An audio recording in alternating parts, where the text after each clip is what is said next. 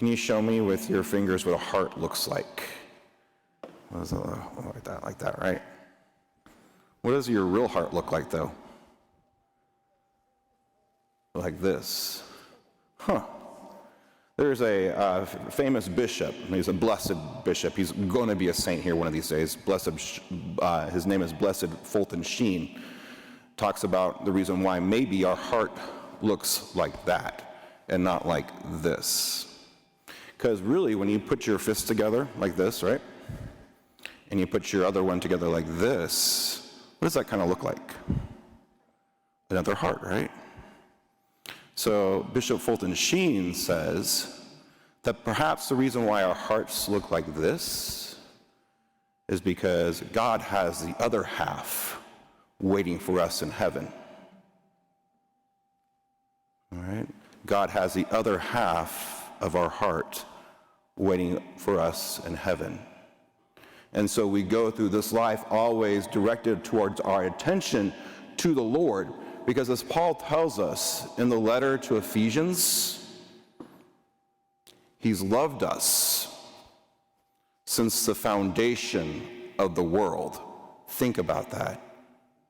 Since the world has been formed, since the world was laid out, God has loved us. And he's loved us so much that he wants us to be in his kingdom. And how does he show his love for us? We see it every day when we walk into this church. We see his love because that is God's Son. And God gave his Son for us so that we can one day enter into the kingdom of heaven, where our other piece of our heart is. Now, in our gospel today, we heard some interesting things. Jesus is going, woe this and woe that. And we're not talking about horses. We're talking about be careful. Because sometimes it can be very tempting in this world to forget that we have this other piece of our heart with us. We're only concerned about our own heart, not the other part of our heart. And he talks about these scholars of the law who hold this key, and they don't use the key and they don't share it with anybody else. Well, that key is God's love. That key is the door into the kingdom of heaven. And they didn't want to share it with anybody else. But God calls us to share everyone. He wants everyone to know of his love. And that's what we're called to do.